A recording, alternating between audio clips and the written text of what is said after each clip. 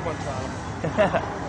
Cool. So, for anyone that hasn't been following the project, give us a bit of a top-line overview of it. Sure. So, I mean, Battlefield Bad Company 2 came out earlier in March. Off to great success. We've sold over 5 million units worldwide, and so we're obviously very pleased with that. And had great success. We've been releasing pieces of content for players called VIP map packs, and now we're kind of ready to come out with our big digital expansion pack, and that's Battlefield Bad Company 2 Vietnam. Cool. So what's changed? You can see obviously in the environment here, we are no longer in a modern day setting. I'm using an old school weapon, an old AK-47, and I'm playing with some teammates here who don't look like, they're in the modern day army. But it's still Battlefield Bad Company 2 at the roots.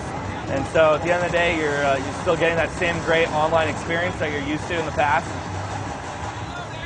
It's just a lot of new settings, weapons, vehicles, all that stuff has changed and been kind of backdated, if you will, not updated, to Vietnam era. So as you can see here, I'm using an old AK-47. We have some of our partner guys around us here. There's quite a few, there's quite a few bad guys around. Oh, finally get down. One of the cool things we've done, as you saw kind of as the opening intro, is we have a bunch of older vehicles. We have 6 of them to be exact. And one of them there, we'll go get it this time again, is my favorite, the Huey helicopter. Yep. And of course, Battlefield's always known for, the fantastic online gameplay, but vehicles always make a big part of that. As you saw, there's plenty of destruction still involved. So all those core tenets are still there. There's just a lot of new elements specifically for the Vietnam era. So you can see here I am in the Huey. We're gonna go. Maybe we're gonna go take the fight to the Viet Cong right here. I think I'm playing as. Oh, here we go. We got some. Somebody doesn't want you to. Yeah, someone doesn't want me to. So we're gonna come in hot in a second here. We also have a whole bunch of. Nice. There we go. Let my teammates take it out the rest of the way. Woo. Going from a modern setting to Vietnam, where you are limited by the kind of era-specific stuff that you can put into the game, is that a challenge or an opportunity? I think it's a little bit of both. You look at it in the terms of the fact is we wanted to make an expansion pack out of this game, and we didn't want it to be just new content and for the sake of content. So it's a really cool experience when you get in there. You look at the numbers and stuff, and you're like, okay, there's new weapons, there's new maps, there's all that new stuff. But at the end of the day, I can still come in here and try and do, come in there and try and dump a vehicle right on him. Kill this guy down for us. There we go. So at the end of the day, it's a brand new experience, but still feels like Battlefield. And one of the cool things that we have in the game, you have small things like we talked about the weapons, the new vehicles. There's 4 new maps, which give you a lot of new area to go in and play around in. But together, it feels like a brand new experience. So you have these great things like, the destruction of the vehicles, but you're getting in there using different weapons, and it really just feels differently. And you get stuff. One of the big things I've taken away is the dense foliage. You can come in and you snipe, and it's very different. You can sit in a big pile of bushes and shoot guys, and no one can really see you. Then you move to a different pile and you shoot them again. And in the modern setting and with the weapons that we have. In the regular version of Bad Company 2, it's not quite the same, so it just opens up slightly new gameplay elements. One of the cool things that we have with Battlefield.com, we have a blog, and we post every time we do a major change or update. We post a lot of those changes, what they are. Slightly tweaking or balancing weapons is a really big thing. Making sure that something seems like it's slightly over or underpowered, you can adjust it, you can tweak them and tune them.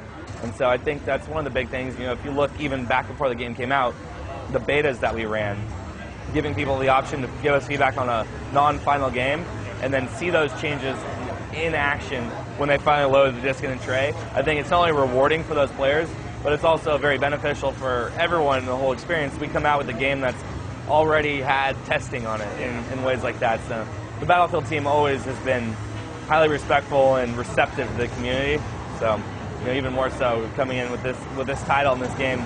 I think a lot of people are excited about it, and in a lot of ways it's a good nod back to a older game that we may have made a handful of years before. Yeah. So what are you showing here that's new? So everything like we talked about, the setting itself is new. We have the same modes that we've had in Bad Company 2, but this map itself is called Phu Bai Valley. And so as you can see, we were talking about the dense foliage and stuff like that. we have 4 total maps, and there's good variety within those maps themselves as well. So this is just one of the many to show. And you'll recognize it's kind of traditional conquest mode. Oh, so now I'm going to switch to the gunner, see if I can. All right.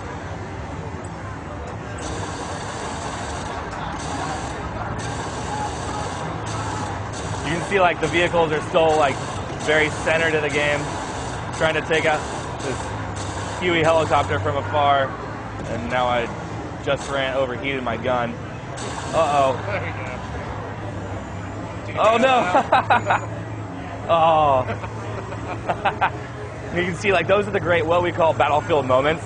Those great classic like archaic elements that you can't really script or try and reenact that. It's going to be really hard, but they're amazing and they're fun. I mean, that's a great piece to have on screen and recorded. So.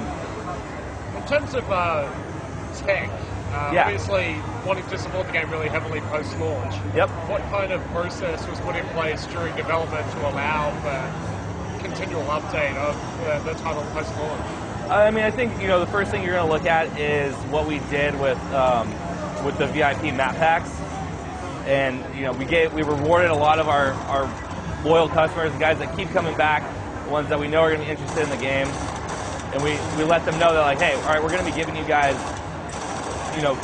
revised maps, like different modes that you played. For example, like Nelson Bay was a really cool map that people liked, and we opened it up to a different mode that you can now try it in a different scenario. And obviously, the difference between Conquest or Squad Deathmatch or Rush, there's, we make different modes for a reason, and so give people good reason to come back and try new stuff. It's coming out on all 3 platforms that we support, so PlayStation 3, Xbox 360, and PC, and you'll be looking out for it later this winter.